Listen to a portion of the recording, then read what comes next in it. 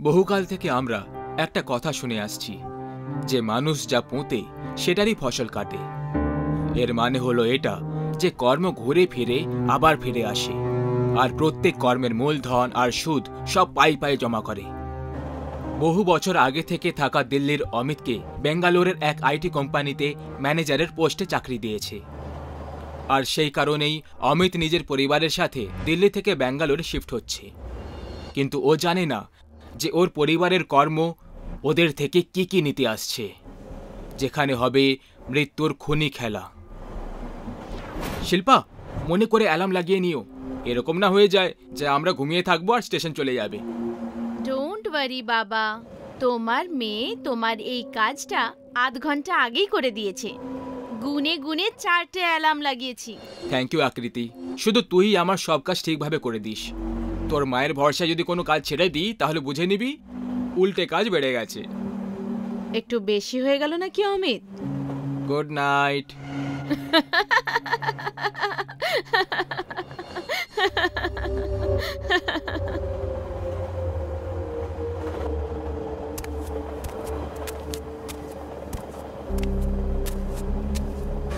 তোমার কাছে জল আছে? কে তুমি ভাই?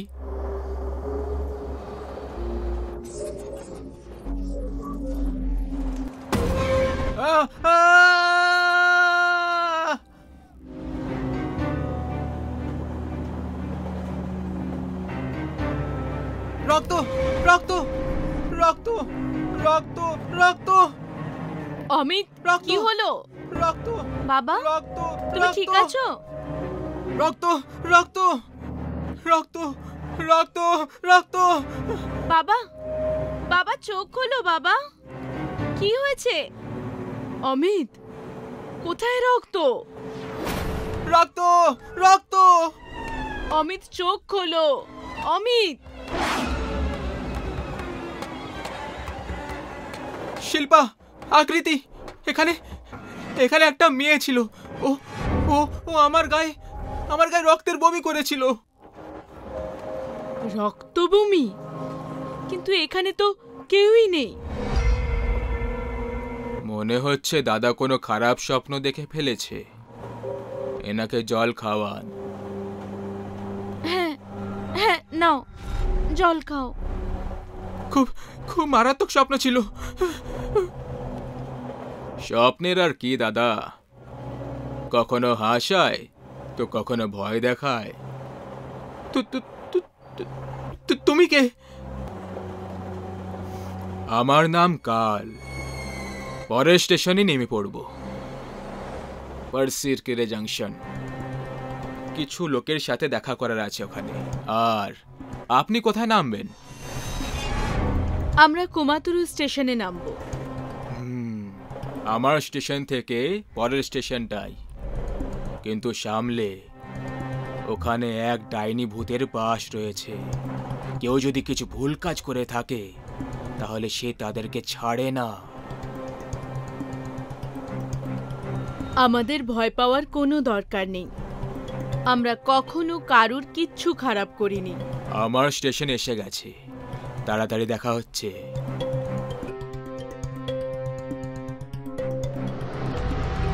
এই লোকটা কেমন যেন অদ্ভুত মনে হলো আমার। অজানা লোকেদের কথা অদ্ভুত লাগাটা সাধারণ ব্যাপার বাবা। তাহলে হয়ে যাক হাই ফাই।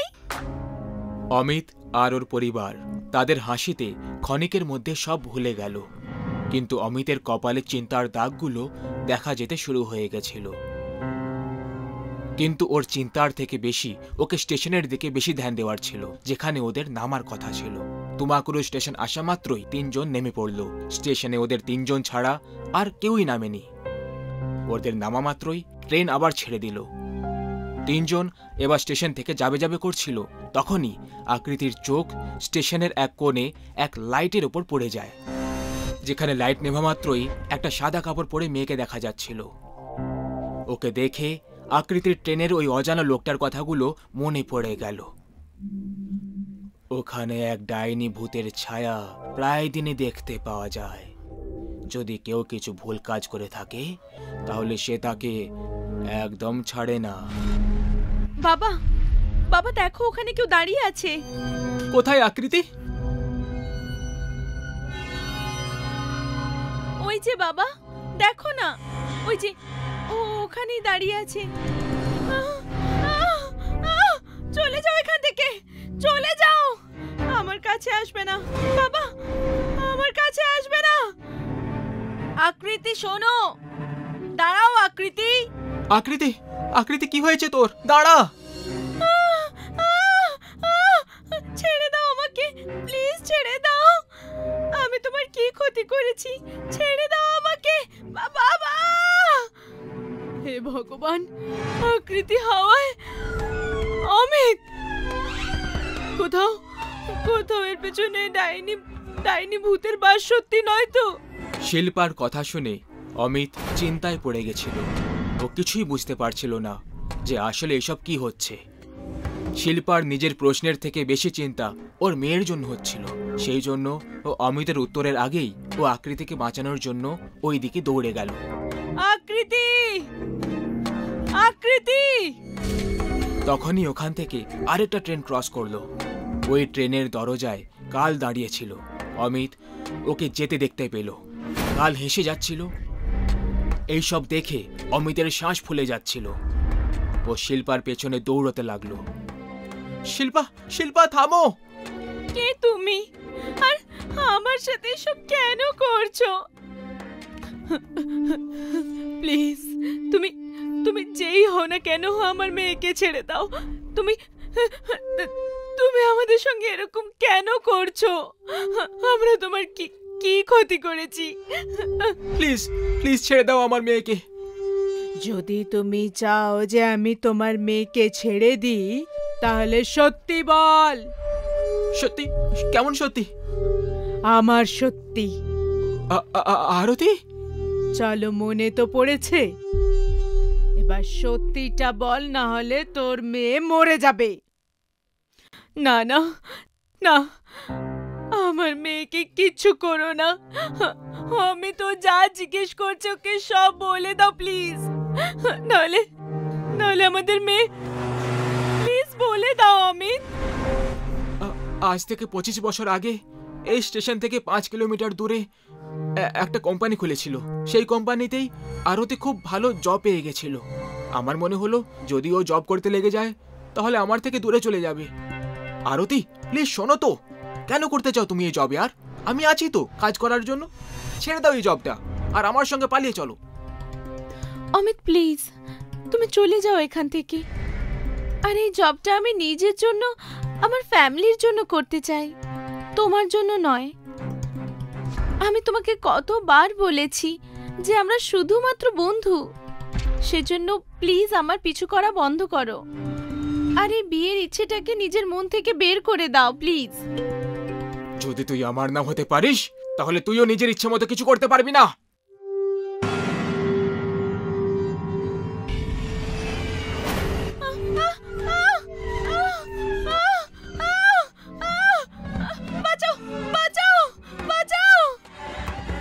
আমি আরতিকে অ্যাসিড ছুঁড়ে মেরে দিয়েছিলাম, কিন্তু আমার ভাগ্য ভালো ছিল যে আমি পুলিশের হাত থেকে বেঁচে গেছি।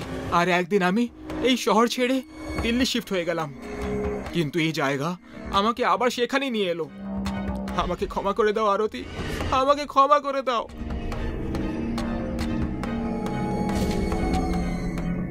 ক্ষমা করলাম।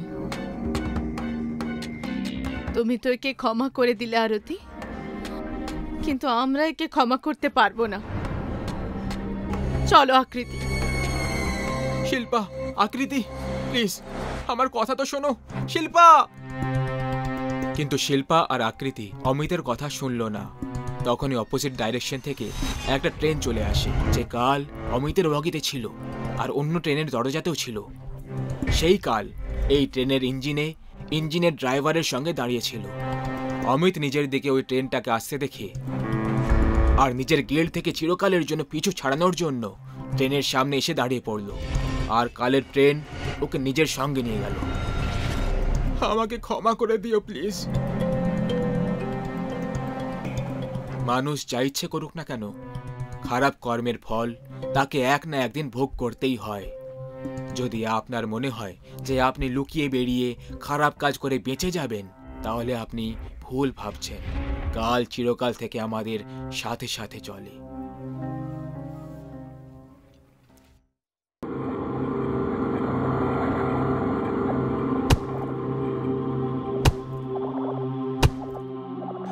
আজকে মাত্র এই কটাই কাঠ পেলাম, কালকে এই কয়েকটা কাঠ দিয়েই চালাতে হবে। আজ তো জঙ্গলটা একেবারে নিস্তব্ধ লাগছে। হে আমার ভোলে বাবা, রক্ষা করো। বাড়িতে গিয়ে আমি স্নান করেই আপনাকে প্রসাদ দেব, তারপর কিছু খাবো। হরে কৃষ্ণ কৃষ্ণ কৃষ্ণ হরে হরে, হরে কৃষ্ণ কৃষ্ণ।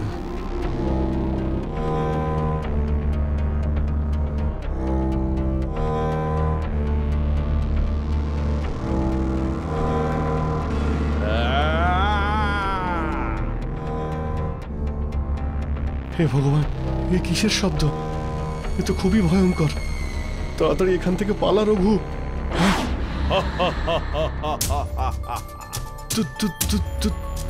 তুমি কে? কে তুমি? আমি হলাম ভূত। ভূত? ভূত ভাই দেখো, আমি কিছুই করিনি। জঙ্গল থেকে শুধু কাঠ কেটেছি। তুমি যদি চাও তো সব কাঠ রেখে দাও, কিন্তু আমাকে যেতে দাও। আমি জানি এটা যে তুমি কিচ্ছু করনি, কিন্তু কি করব, সবই আমার এই পেটের দোষ। আমায় আমার খিদে মেটানোর জন্য তোমাকে খেতেই হবে।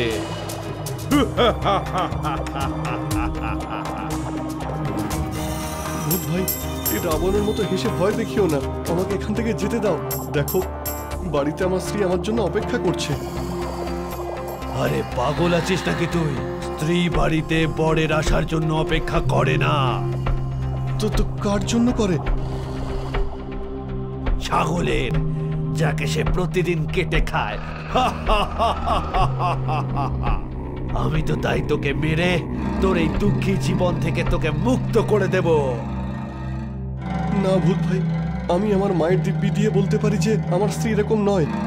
ও তো ততক্ষণ কিছুই খায় না যতক্ষণ না আমি বাড়িতে যাই। আর এমনিতেও যতক্ষণ না এই কাঠগুলো নিয়ে আমি ওই মালিককে বিক্রি করছি, ততক্ষণ বাড়িতে খাবার কিছুই থাকবে না। আমরা স্বামী স্ত্রী সাধারণ মানুষ ভাই, আমরা আগে থেকেই মরে রয়েছি। আমায় ছেড়ে দাও ভূত ভাই। তোর গল্পটা তো অনেক ভয়ঙ্কর, আমার থেকেও অনেক ভয়ঙ্কর। তাও কি করব, ভূত যদি তোমার সঙ্গে বন্ধুত্ব করে তাহলে খাবেটা কি? আরে তো বলো না ভূত ভাই, তুমি যদি ঘাস খেতে চাও তাহলে আমি এখনই কেটে নিয়ে আসছি, সারা মাস চলে যাবে। আরে বোকা হাঁদা একটা, একটু পড়াশুনো করিসনি? একটা কথা ছিল। কিন্তু এটা তো ভূত ভাই কথার কথা যে ঘোড়া ঘাসের সঙ্গে বন্ধুত্ব করলে খাবেটা কি? আরে পাগল, এখানে ঘোড়া হলাম আমি। কিন্তু তুমি তো ভূত। আরে এই মানুষ, আমাকে তুই বিরক্ত করিস না। আমি প্রথম থেকেই পরিশ্রান্ত। আমার এখন খিদে পেয়েছে, আমি তোকে ছাড়তে পারবো না। ক্ষমা করিস আমায়। এই ভূত তো আমাকে খেয়েই ফেলবে। যদি ওকে খাবার লোভ দেখাই তাহলে বেঁচে যাব। এক মিনিট ভূত ভাই, আমার কথা শোনো, তারপর যদি চাও আমাকে তুমি খেয়ে নিও। তাড়াতাড়ি বল। তুমি যদি আমাকে ছেড়ে দাও তাহলে রোজ তোমার জন্য খাবার নিয়ে আসবো, মায়ের দিব্যি বলছি। দিনটা তো ভালোই মনে হচ্ছে, কিন্তু যদি তুই না আসিস তবে? আমি তোমাকে আমার বাড়ির ঠিকানা দিয়ে দিচ্ছি ভূত ভাই। আমি যদি না আসি তাহলে তুমি আমার বাড়ি এসে আমাকে আর আমার স্ত্রীকে খেয়ে ফেলো। তোর কথা তো ঠিকই, কিন্তু আমার কাছে এর থেকেও ভালো আইডিয়া আছে। শোন, যদি তুই আমার খিদে মিটিয়ে দিস তাহলে আমিও তোকে এমন কিছু দেব যাতে তোর এই দুঃখ কয়েকদিনের মধ্যেই দূর হয়ে যায়। বল, কি বলছিস? আমি তো বলেই দেব, কিন্তু তুমি কি করে জানলে যে আমি খুব গরিব? আরে যেসব মানুষ বনের গাছ কেটে কাঠ বেচে সংসার চালায়, তারা কি কোনো রাজা মহারাজা হবে নাকি? কথা বলছে। কিন্তু হ্যাঁ, একটা কথা মনে রাখিস, কাল যদি তুই খাবার না আনিস তাহলে তুই আর তোর বউ দুজনেই শেষ। ঠিক আছে রাবণ ভাই, মানে ভূত ভাই, আমি বুঝতে পেরেছি। আমি অবশ্যই কালকে খাবার নিয়ে আসবো। ঠিক আছে যা, কিন্তু এখন কি কিছু খাবার দাবার আছে তোর কাছে? হ্যাঁ, আমার কাছে চানা আছে। ঠিক আছে তাই দে ভাই, আজ এটা দিয়েই কাজ চালিয়ে নি, কিন্তু কাল কিন্তু একদম। হ্যাঁ যা এখন। চানাটা ভালোই। আচ্ছা ঠিক আছে ভূত ভাই, খুব বাঁচা বেঁচে গেছি। তারপর কি হলো? আরে তারপর আবার কি হবে, বেঁচে গেছি, না হলে তো ওই ভূত আজকে আমাকে মেরেই ফেলতো। আরে সেসব তো ঠিক আছে, এখানে এখন আমাদের দুজনেরই খাবার জুটছে না, ওকে কি করে খাওয়াবো? তুমি চিন্তা করো না, আমি কিছু ভেবে রেখেছি।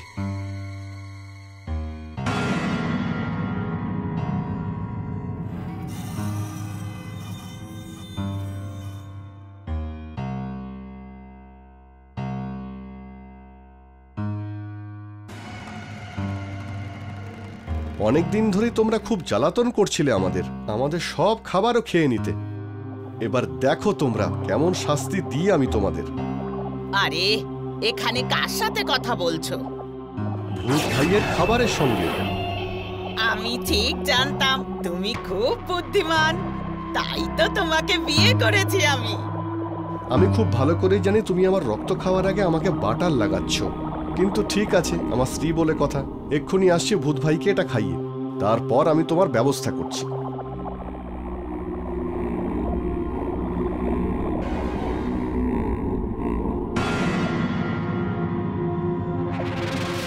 ভূত ভাই এই নাও, তোমার জন্য খাবার এনেছি।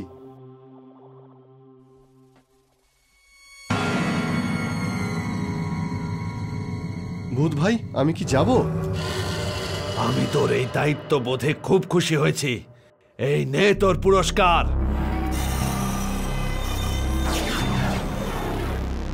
সোনার মুদ্রা, এরপর থেকে তো আমাকে আর কষ্ট করতে হবে না। ধন্যবাদ ভূত ভাই, আমি কালকে খাবার নিয়ে আবার আসবো। হ্যাঁ, কালকে আমি আবার আসবো। কালকে আবার আসবো।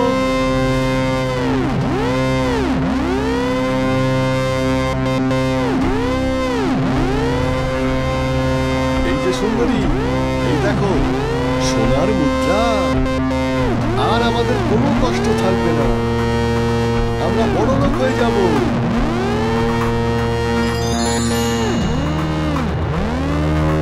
কিন্তু কে দিল? আরে কে দেবে তাকে? ভাই দিয়েছে। আসল তো? সোনার আসল এটা, মানুষ বোকা বানাতে পারে, ভূত নয়। ছাড়ো এসব, তুমি উনুন জ্বালাও, আমি সোনার দোকানে এটা বিক্রি করে কিছু খাবার নিয়ে আসি।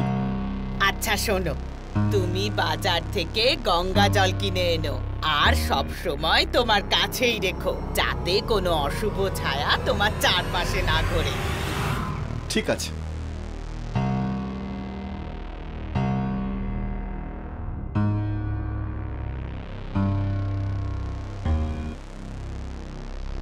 নমস্কার মালিক। হ্যাঁ নমস্কার নমস্কার। ব্যাপার কি রঘু তোমার? বলো কিভাবে সেবা করতে পারি তোমার?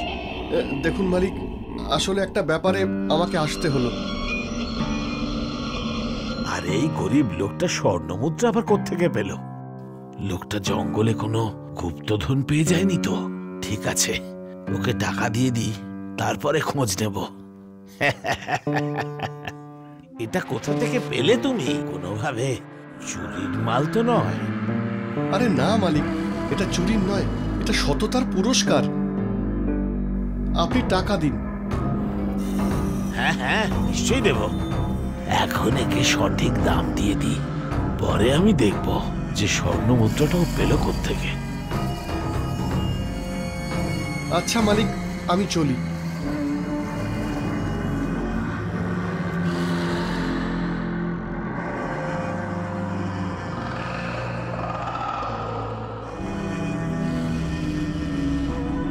কি গো, এই দেখো কি এনেছি আমি তোমার জন্য।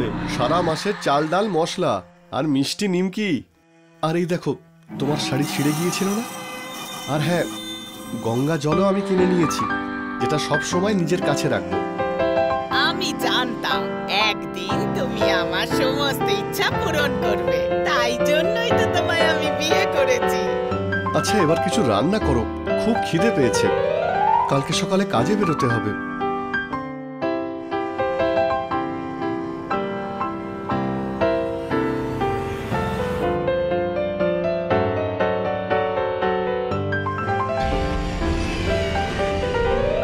বরং গাছে উঠে লুকিয়ে থাকি, ওখান থেকেই রঘুর ওপর নজর রাখবো।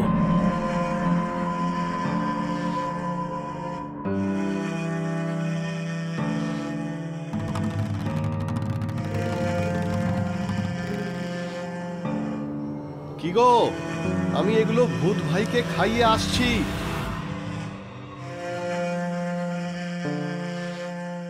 এখন আবার চললো কোথায়? ধাওয়া করতে হবে।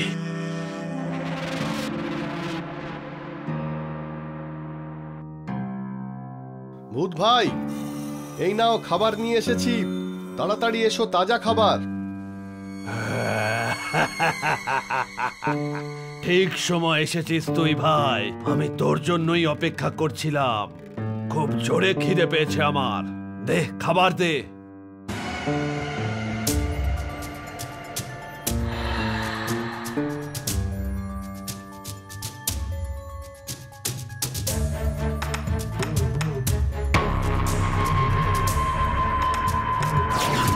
এই যে রঘু, আমি থাকতে তুমি পাবে সোনা, ওই সোনা হলো আমার, শুধু আমার। চলো এখন ওই মুদ্রা দিয়ে দাও আমায়, তাহলে আমি তোমায় প্রাণে মেরে ফেলবো। দিয়ে দাও আমায়।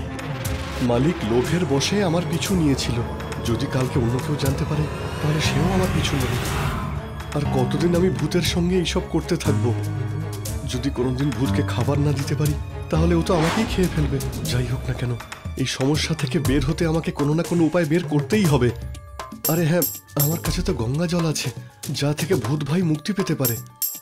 কি ভাবছো রঘু, তুমি ওই স্বর্ণমুদ্রা আমায় দেবে নাকি প্রাণে মরবে? আরে মালিক, আপনি আমাকে মেরে ফেললে মাত্র একটা সোনার মুদ্রাই পাবেন। যদি আপনার অনেক মুদ্রার প্রয়োজন হয় তাহলে আপনি ভিতরে গিয়ে নিয়ে নিন। ভিতরে গিয়ে বলুন। ভেতরে গিয়ে আবার কি বলবো? বেশি কিছু না, আপনি শুধু গিয়ে বলবেন, আমি হলাম ভোজন, আমাকে মুদ্রা দাও। আমি বললেই স্বর্ণমুদ্রা পেয়ে যাব? হ্যাঁ হ্যাঁ, আপনি পেয়ে যাবেন। আর হ্যাঁ, এই জলটাও রেখে দিন। খুব শিগগিরই আমি অনেক সোনার মালিক হব, মনের ভেতরটা একেবারে আনন্দে ফুটছে। আমি তোমার ভোজন, আমায় স্বর্ণমুদ্রা দাও। ভোজন রঘু পাঠিয়েছে নাকি? হ্যাঁ, রঘু আমার পাঠিয়েছে। এবার আমার স্বর্ণমুদ্রা দাও, না হলে আমি তোমাকে প্রাণে মেরে ফেলবো।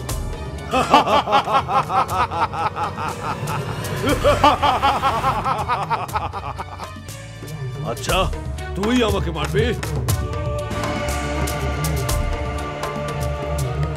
তোর দেখাচ্ছি মজা, আয় তুই আমার পেটে বিশ্রাম কর।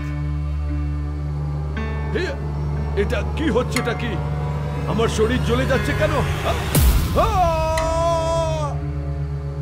কাজ হয়ে গেছে, লোভী মালিকও মারা গেছে আর ভূতও মুক্তি পেয়ে গেছে।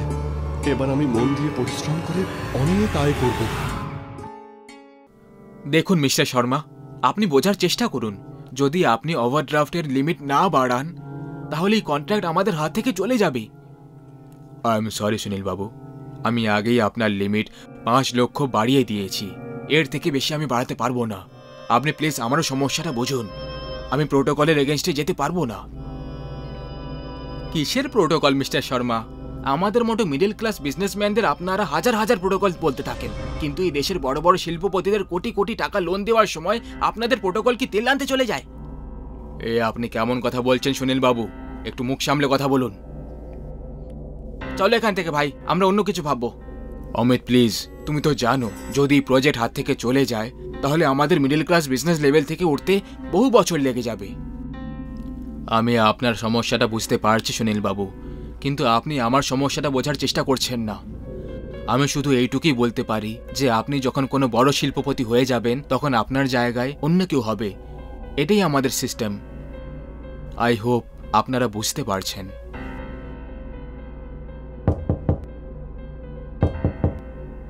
থ্যাংক ইউ ম্যানেজার সাহেব, টাকা পেয়ে গেছি। টাকা পুরো আছে তো শেট্টি বাবু? আগে হ্যাঁ, পুরো 25 লক্ষ আছে। ঠিক আছে শেট্টি বাবু, মেয়ের বিয়েতে রাখতে ভুলবেন না। আরে আপনি তো নিজের লোক, আপনাকে দিয়ে তো অনেক কাজ করাতে হবে। একদম, আগেই পৌঁছবো। ঠিক আছে, আসি এখন।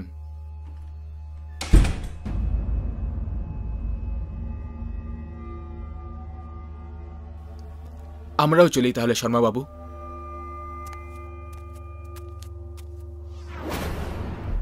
এখন আমরা কি করব? যখন সমাজ সাথে না থাকে তখন উল্টো পথ ধরতে দেরি করা উচিত নয় অমিত, না হলে অর্ধেক জীবন গরিব হয়েই কেটে যায়। আর আমি গরিব হয়ে মরতে চাই না। এই প্রজেক্ট যে কোনোভাবে পুরো হবে। তোর কোনো কথা আমার মাথায় ঢুকছে না। তুই বলতে কি চাইছিস? ওই লোকটাকে লুটে নেব, ওর কাছে পুরো 25 লক্ষ টাকা আছে, ওতেই কাজ হয়ে যাবে। তুই পাগল নাকি? আমরা কোনো চোর ডাকাত নয় সুনীল, আমরা বিজনেসম্যান। বিজনেসম্যান বলেই জানি যে সমস্যার সময় কি করাটা ঠিক হবে। এবার তুই সাথ দে বা না দে, আমি এই কাজটা করেই ছাড়ব। বল তুই কি করতে চাস? যদি ও আমাদেরকে চিনে ফেলে তখন? তাহলে ওকে মেরে ফেলবো। তাড়াতাড়ি বল, সাথ দেবি নাকি আমি একাই যাব? ও চলে যাচ্ছে। টেনশন নিস না, আমি এই কাজ একাই করে নেব।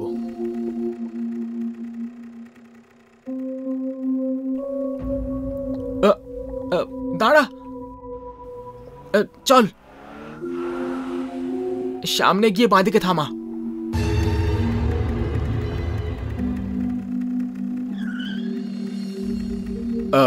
কি হয়েছে বাবা?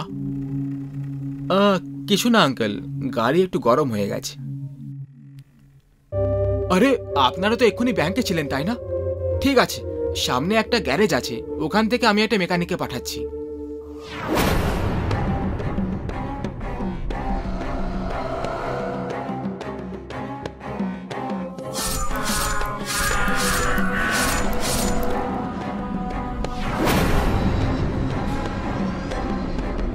তুমি আমাকে কেন মারছো? আমি তোমার কি ক্ষতি করেছি? আমি তো তোমাদের প্রথমবার ব্যাংকেই দেখেছিলাম, ব্যাস। আমাদের কোনো শত্রুতা নেই। শত্রু তো এই সময়টা। আমাদের টাকা দরকার ছিল, যেটা তোমার কাছে আছে, সেটার জন্য আমরা এসব করলাম। না না, তুমি এটা করতে পারো না। এই টাকা আমার মেয়ের বিয়ের জন্য ছিল। আমি তোমাকে এই টাকা নিয়ে যেতে দেব না।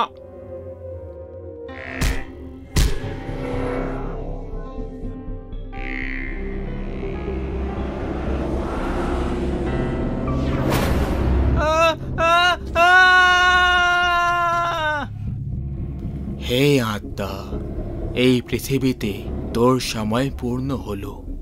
চলে আয়, আমার সঙ্গে জুড়ে যা। চলে আয়। না প্রভু, আমি আসবো না। যতক্ষণ না আমি দোষহীন এই মৃত্যুর প্রতিশোধ না নিয়ে নি, ততক্ষণ আমি এখান থেকে কোথাও যাব না। এটাই তো জীবন চক্র আত্মা। জীবের মাটিতে আসার অজুহাত অনেক আছে, সেইভাবে যাওয়ারও অনেক অজুহাত রয়েছে। সেই অজুহাতের মধ্যে একটা অজুহাতের হাতে তুমি আমার কাছে ফিরে এসেছো।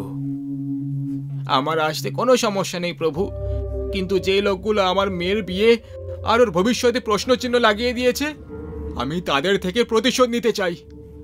আমি ওদের লোভের ফলটা দেখাতে চাই। যদি এই জীবনে আমি কখনো কোনো ভালো কাজ করে থাকি, তাহলে ওর ফল আমাকে দিয়ে দাও প্রভু। আমাকে আমার মৃত্যুর প্রতিশোধ নিতে দাও। এই পৃথিবীতে থেকে তুমি শুধু একটা নয়, অনেকগুলো কাজ ভালো করেছো আত্মা। সেই কাজের ফলস্বরূপ আমি তোমার এই ইচ্ছেটাকেও পুরো করে দিচ্ছি। অধর্মের ধর্মের থেকে পরাজিত হওয়া আর খারাপকে ভালোর হাতে নষ্ট হওয়াই আসল নিয়তি। কিন্তু এতে একটা সমস্যা আছে আত্মা। কেমন সমস্যা প্রভু? তোমার শরীরকে তো কুচলে দেওয়া হয়েছে, আর শরীর ছাড়া আমি তোমাকে প্রতিশোধ নেওয়ার অনুমতি দিতে পারবো না।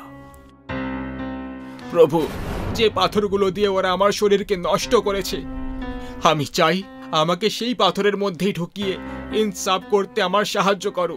তোমার এই ইচ্ছে পূরণ হলো আত্মা, তথাস্তু।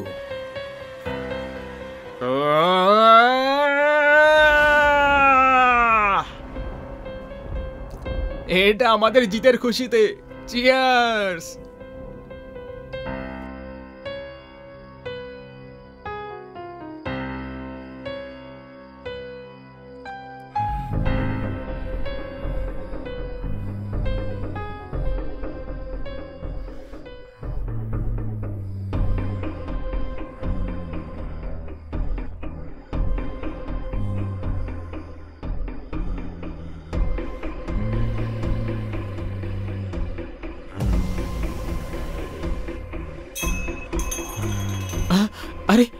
এটা কি ছিল? কি জানি, কিন্তু মনে হয় কিছু পড়ে গেছে।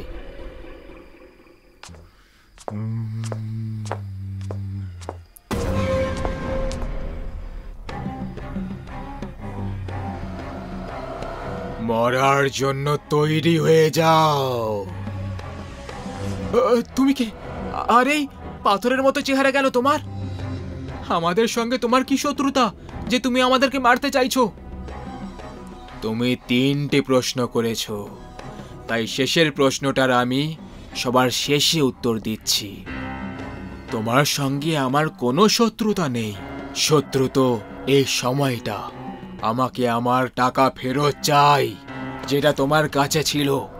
সেটার জন্যই আমি এখানে এসেছি।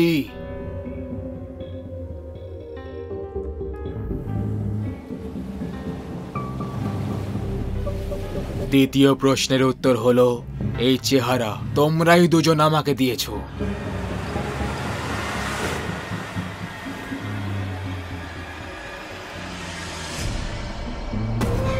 আর প্রথম প্রশ্নের উত্তর, হ্যাঁ, আমি সেই লোকটা যার ব্যাপারে ভেবে তোমাদের ঘাম ছুটে যাচ্ছে, যার মেয়ের বিয়ের টাকা তোমরা চুরি করে তাকে মেরে দিয়েছো।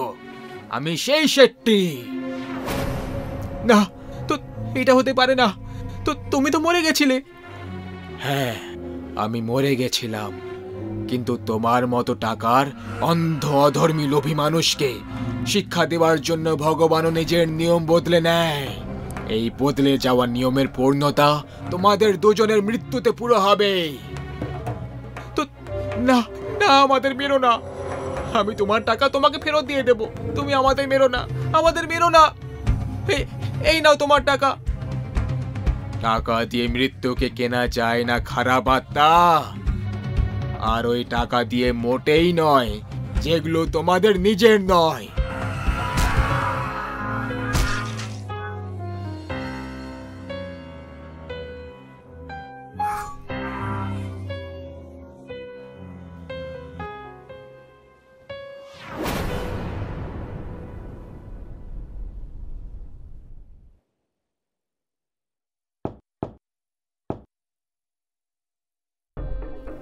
সময় পূর্ণ হয়েছে আত্মা, চলে এসো, আমার সাথে বিলীন হয়ে যাও। ধন্যবাদ প্রভু, আমাকে এই রূপেই নিয়ে যাও।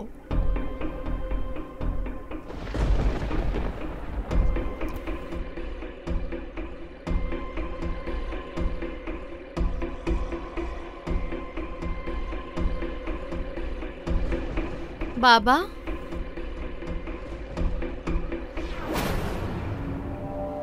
কলিযুগের এরকমই বিচিত্র গল্পগুলো সময় মতো দেখার জন্য এই চ্যানেলটা সাবস্ক্রাইব করতে আর বেল আইকনে টিপতে ভুলবেন না।